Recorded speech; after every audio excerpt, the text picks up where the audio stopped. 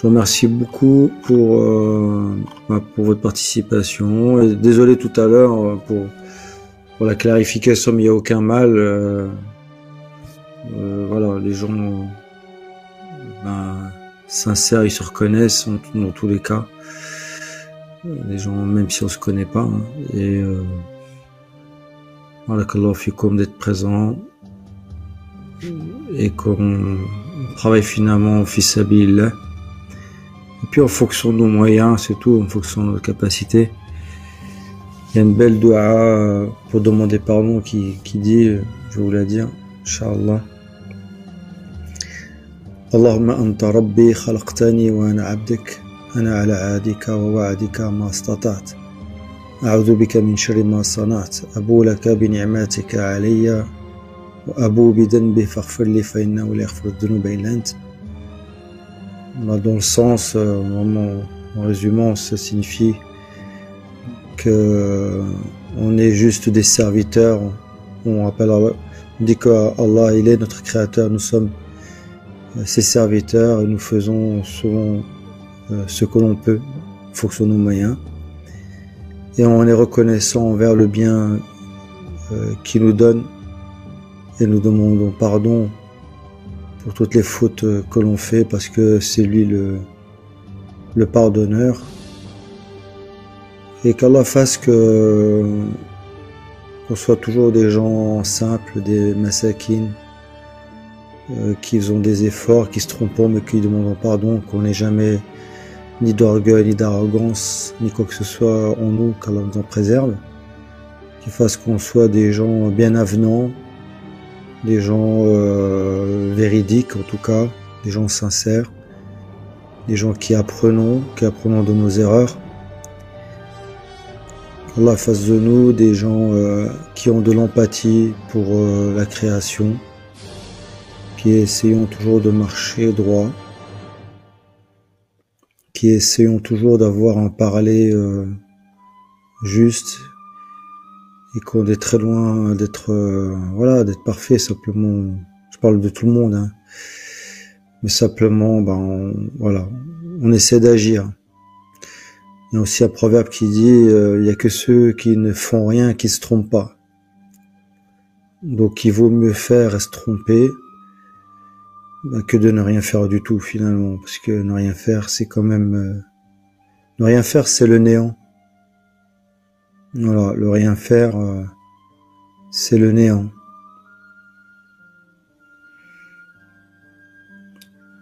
Qu'Allah aussi nous aide à agir dans le bien, c'est-à-dire à propager sa lumière. Parce qu'on vit dans un monde obscur, de ténèbres, et chaque lumière, même la plus petite, elle compte surtout. Et puis qu'Allah nous pardonne de notre impuissance, parce que le monde il va mal. Il y a de l'injustice partout, il y a des enfants qui se font, qui subissent un enfer dans ce monde-là, hein, surtout en Palestine. Mais vous savez, on parle de la Palestine, avant il y avait la Syrie, avant il y avait la Libye, avant il y avait l'Irak, et avant il y avait l'Afghanistan, et avant il y avait la Bosnie, il y avait le Rwanda, il y avait.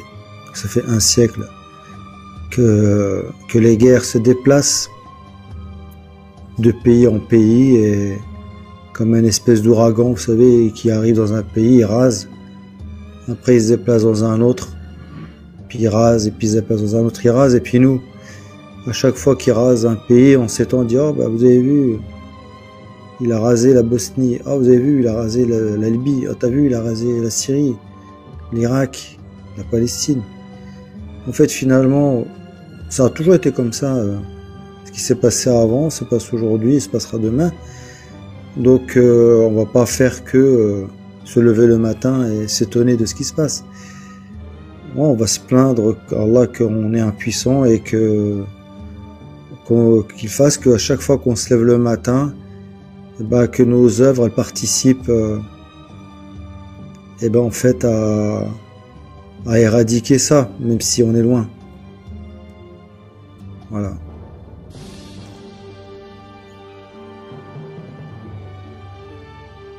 Et juste une chose, le bien, on le fait, le bien que l'on fait dans notre environnement proche, c'est le même bien que si on le faisait dans un pays lointain.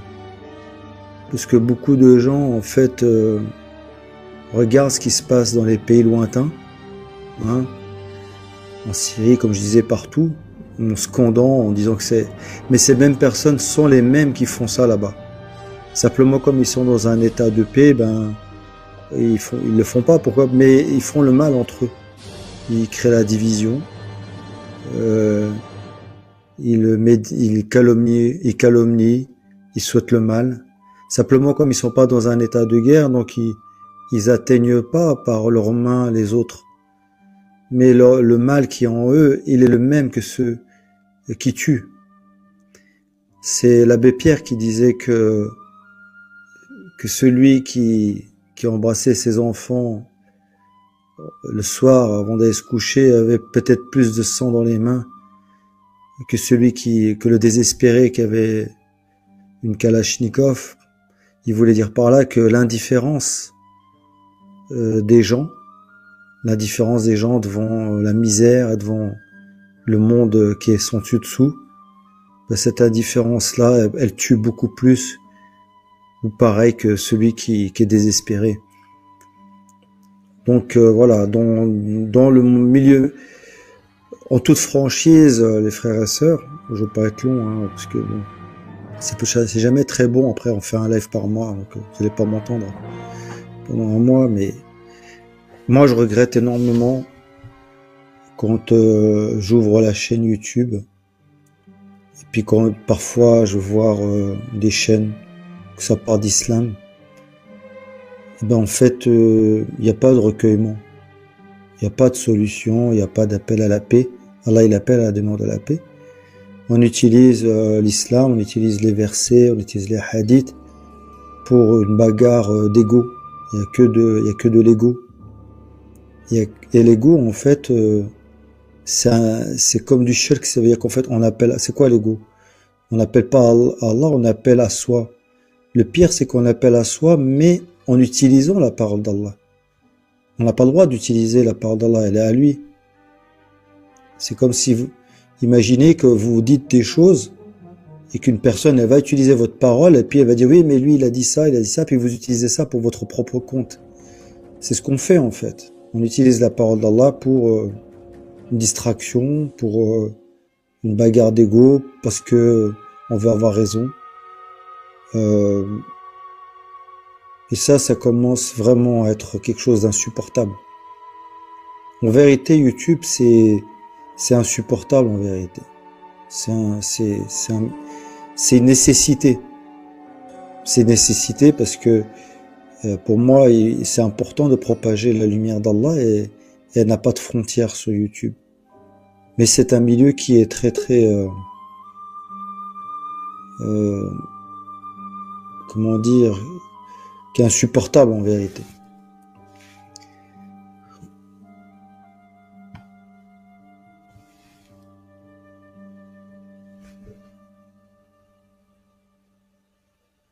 Alors bon, une personne qui est montée, mais je vais faire monter personne, je vais clôturer de toute façon. Voilà, bah écoutez, barakallahu fikum. Merci, je vous envoie une petite vidéo. Voilà, donc je voulais juste clôturer là-dessus. Essayons quand on parle de cette religion, parce que en fait c'est une solution pour nous, de faire en sorte que qu'on soutienne un discours qui appelle à la paix, qui appelle au rassemblement et à l'empathie, et qu'on n'est pas dans des discussions en fait qui font du bruit tout simplement. Autre chose, vous savez, le professeur Hassan, quand il... Je vais vous dire 2 hadiths, après je vais vous laisser là-dessus. Mais pourquoi je vais vous les dire? Parce que en fait, ils illustrent quelque chose. C'est pas pour lancer de la polémique, pas du tout, ni pour faire... Moi, je suis ni sunnite ni chiite. Et je vais clôturer en fait ce live avec ces deux récits, parce que ces deux récits que j'ai d'écouter il n'y a pas longtemps. Le prophète sallallahu alayhi wa sallam, quand il est mort, il a laissé une reconnaissance de dette. C'est un hadith qui est connu.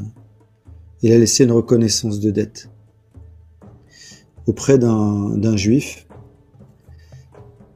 C'était, je sais plus combien de kilos de blé, ou je sais pas, contre un bouclier. Ça veut dire qu'en fait, il a emprunté auprès d'un juif de la nourriture, un sac de blé, on va dire, je sais pas combien, et en gage, il a laissé un bouclier. Il y a deux choses qui sont étranges dans cette histoire. Un prophète, quand il arrive à la fin de ses jours, normalement, il est entouré par ses plus proches.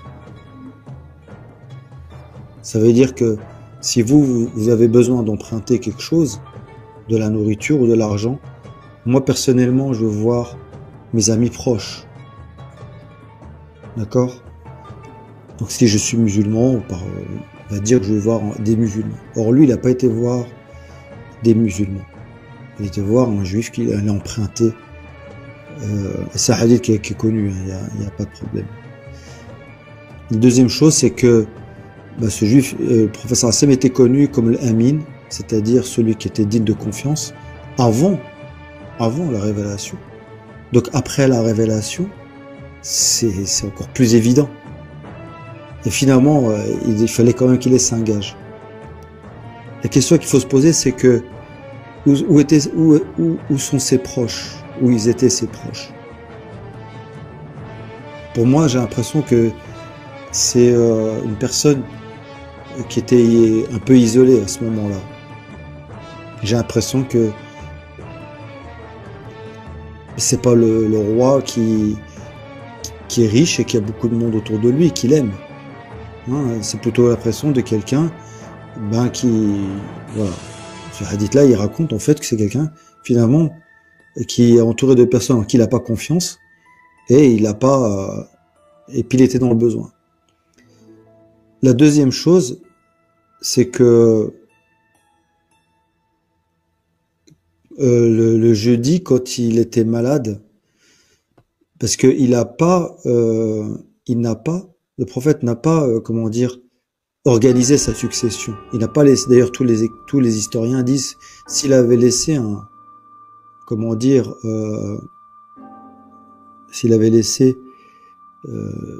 conseil, vous savez, comme on dit, une wisaya, un testament, une sorte de testament, pour dire comment il fallait faire cette succession-là, il n'y aura pas eu tous ces problèmes, toutes ces guerres qu'il y a eu par la suite. Mais il l'a pas fait.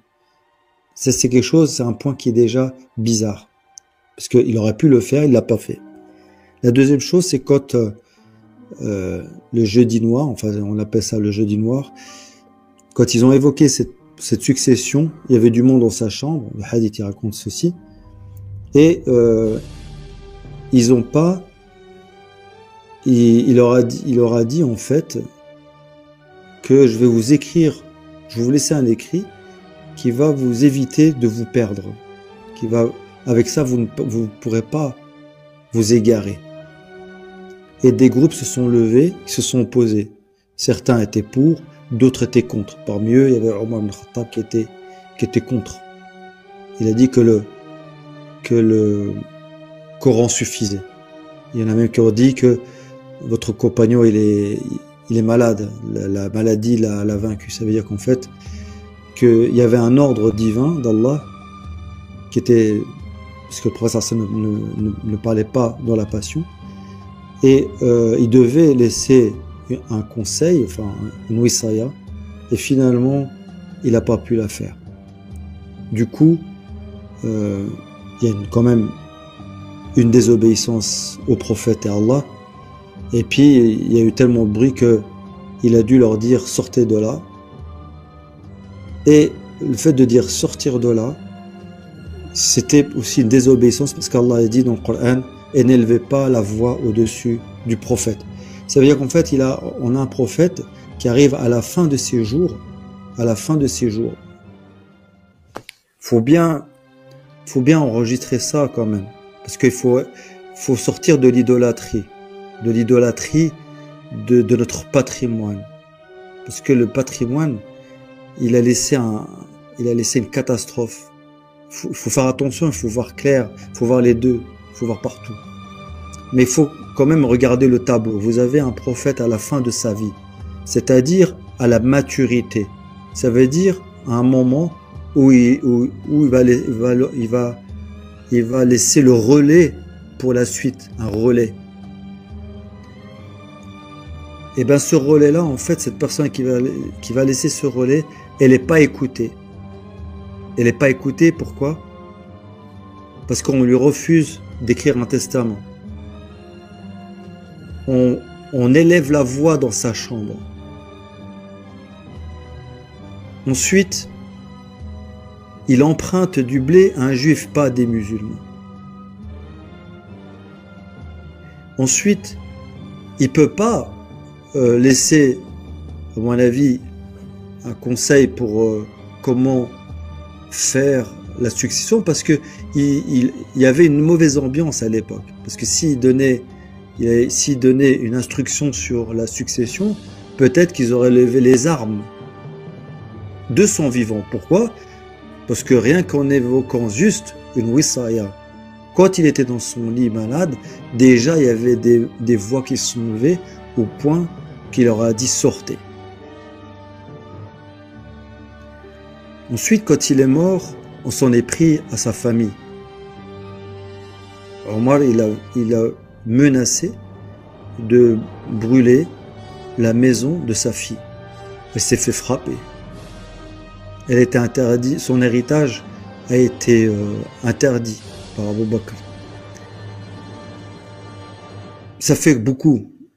Vous savez, quand des indices commencent à être nombreux comme cela, eh bien en fait, ça veut dire qu'en fait, le prophète sallallahu alayhi wa sallam était complètement dénigré. C'est ça que ça veut dire. Lui et sa famille, ils étaient dénigrés. Eh bien, quand vous voyez cet état-là, vous comprenez notre situation d'aujourd'hui. Vous comprenez que la situation des musulmans, eh ben, elle est catastrophique. On est en dessous de tout. On n'est pas autonome. Voilà, les pays musulmans, enfin tout ce que vous voulez, nous ne sommes pas autonomes, il n'y a rien du tout. Le prophète sallallahu alayhi wa sallam est venu avec la meilleure. Alors, Belami il dit, tu es d'un caractère éminent, il est venu parachever le meilleur des comportements. Aujourd'hui, les musulmans ont le comportement le plus détestable. Pas tout, bien sûr, pas partout, bien évidemment. Mais regardez en France, regardez ailleurs, regardez un peu partout, regardez partout, comment ça se passe. Regardez, moi je le vois. Je vois comme tout le monde voit. D'accord? Donc vous avez un prophète qui vient avec le meilleur de tous les comportements. Il est venu que pour ça d'ailleurs. Pour le meilleur comportement. C'est-à-dire le jihad nefs. Vous savez, quand on dit un jihad nefs, c'est-à-dire contrôler sa colère. Et quand vous avez des khalifs qui, pour un oui ou pour un non, menacent de trancher la tête, ça fait pas des gens très, comment dire, très dans le contrôle. On n'est pas vraiment dans la maîtrise. Hein, quand on veut brûler ou frapper ou couper la tête, ça veut dire qu'en fait on se maîtrise pas. Le professeur Hassan, il est venu apporter la maîtrise de soi. Ça veut dire qu'en fait, ce devait être des gens zen, un peu comme des bouddhistes quasiment. Des gens très calmes. Ils sont dans la maîtrise, comme on le disait tout à l'heure, la maîtrise des sens. Donc ça veut dire que vous avez un prophète qui est venu avec ce message-là, et finalement, on a le plus mauvais des comportements. Le premier des versets qu'a reçu le professeur Hassan, c'est Iqra bismi rabbika alladhi khalaq, khalaqa al-insana min alaq, Iqra wa rabbuka al-akram, alladhi alama bil qalam, alama al-insana ma lam ya'lam.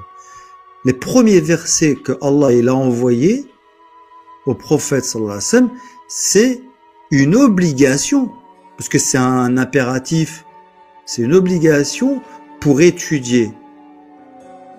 Dans le monde entier, les musulmans sont ceux qui lisent le moins. C'est pas les moins intelligents parce que ils occupent, la plupart ils occupent des très très grands postes, mais c'est ceux qui, dans la culture, c'est la plus faible dans le monde. Ça veut dire en fait quoi? Qu'on a un prophète qui a apporté un message et à la fin de ses jours, il est dénigré, il est méprisé, et son enseignement n'est pas du tout appliqué. Et aujourd'hui, on veut nous faire croire que il était bien aimé et que tout va bien. Voilà, c'est ça que je voulais dire. Allez, barakallahu fikum, et puis à la prochaine fois, Inch'Allah. Wassalamu alaikum wa rahmatullahi ta'ala wa barakatuh.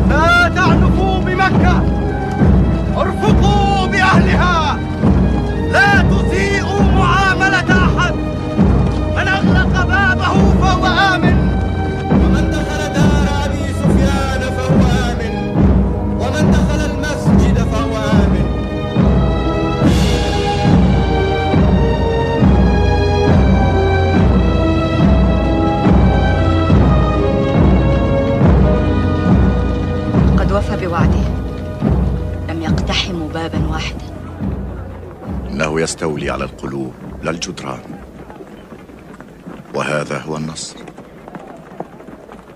يؤلمني لقائي، يجب أن نظهر للناس يا هند.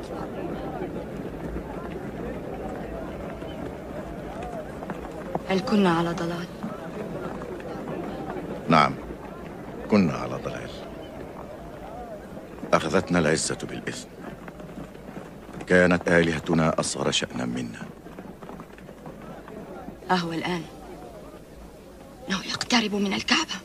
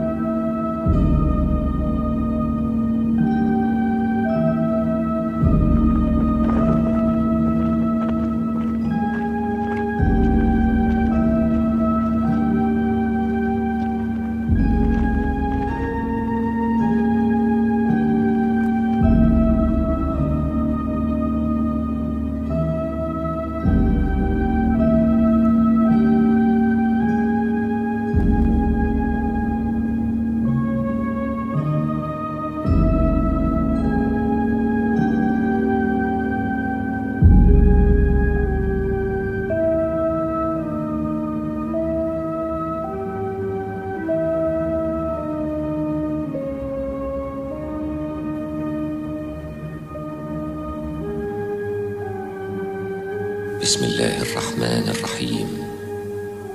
وإذ بوأنا لإبراهيم مكان البيت ألا تشرك بي شيئا وطهر بيتي للطائفين والقائمين والركع السجود. صدق الله العظيم.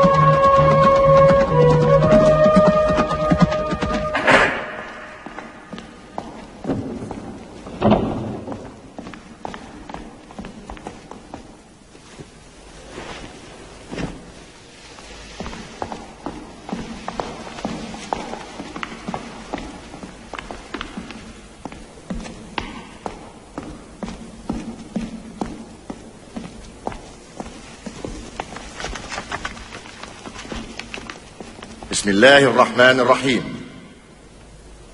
من محمد رسول الله إلى هرقل عظيم الروم، سلام على من اتبع الهدى. أما بعد، فإني أدعوك بدعاية الإسلام.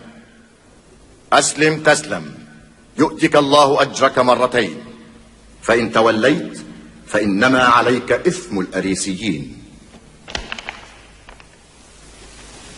He speaks of a new prophet in Arabia.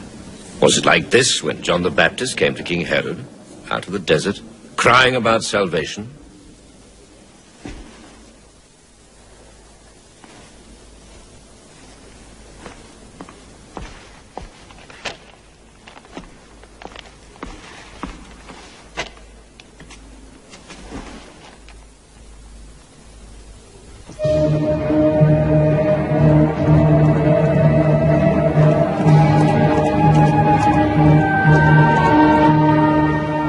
إلى المقوقس عظيم القبط.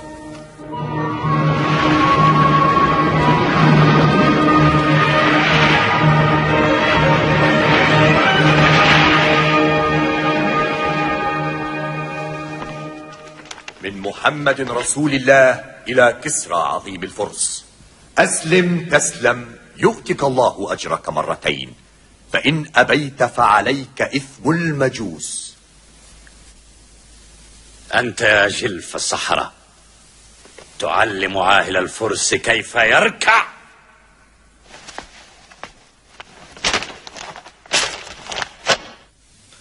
Muhammad, messenger of God. Who gave him this authority? من أعطاه هذه السلطة؟ أرسله الله رحمة للعالمين.